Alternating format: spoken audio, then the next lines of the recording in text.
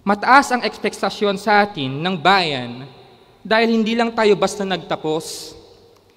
Tayo ay pinili, pinaglaanan, at pinagkatiwalaan. Minsan, nakakatakot ang ekspektasyon na ganito.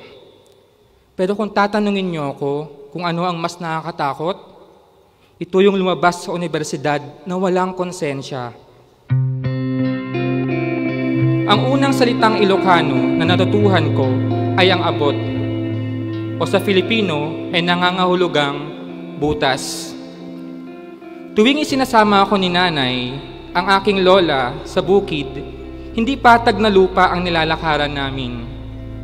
Palagi kaming may nadadaanang mga abot, mga butas na mula sa mga bakas ng paa na naiwan ng mga naunang naglakad sa sakahan.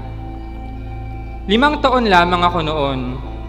Tanda ko pa kung paano namin bagtasin ni nanay ang malawak na bukid papunta sa kanyang gulayan. Tignan mo yung mga abot, yung mga butas, sabi ni nanay. Paalala ito na mag-ingat. Kapag naapakan kasi iyon, maaari kang matapilok.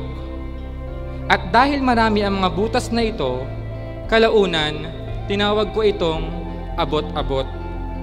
At sa bawat abot na iniwasan ko, natuto akong mag-ingat. Natuto akong sumunod.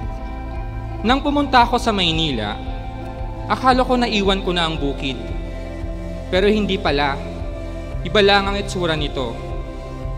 Maraming gusali, mas maraming ilaw, mas maraming posibilidad. Pero marami rin palang abot. Ngunit sa pagkakataong ito, mas malalaki at mas malalalim ang mga butas. Butas sa pagkatao, butas sa batas, butas sa sistema.